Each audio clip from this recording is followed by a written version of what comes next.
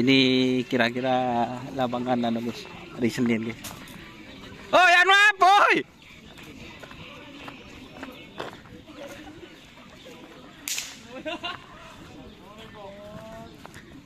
Mana tolong nah. Bah, oi, apa buru ah? Nora. Nora nasi biler ya. Hah? Enggak. Berapa pasang ribet? Abu tak melek kan? Oh melek guys. Tiba apa norai kade? Jadi kurang berapa hari? Hah? Padang. Ini bersama Bayon guys. Norai. Tim apa sih Norai kade deh? Ada di tim sonar. Sonar muda.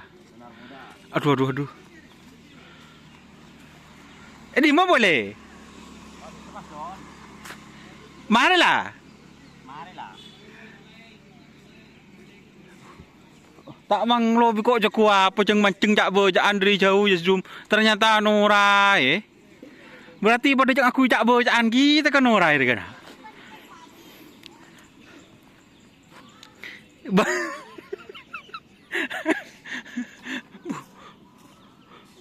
Berapa bahasa kerja lebar? Dupasang. Hah? Dupasang mas Don. Oh, dupasang. Dupasang. Berapa kapi sonar? Insyaallah telok pasang. Telur pasang guys, sonar muda guys. Wah ben, takut sampai anu guys, tadi beri tora kan dia guys.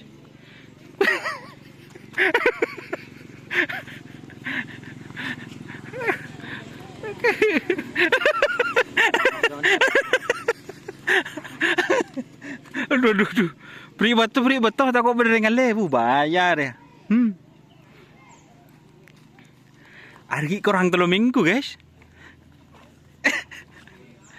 Beri seraju buatan pikir. Tengah beri nak gelu. Nyeraki. Takut capu anu angin.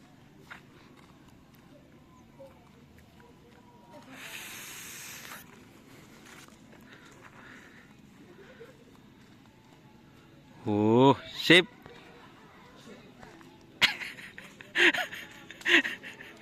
Norai kade guys. Takut tak milo guys. Tempat yang strategis guys. Are betul yang lain je.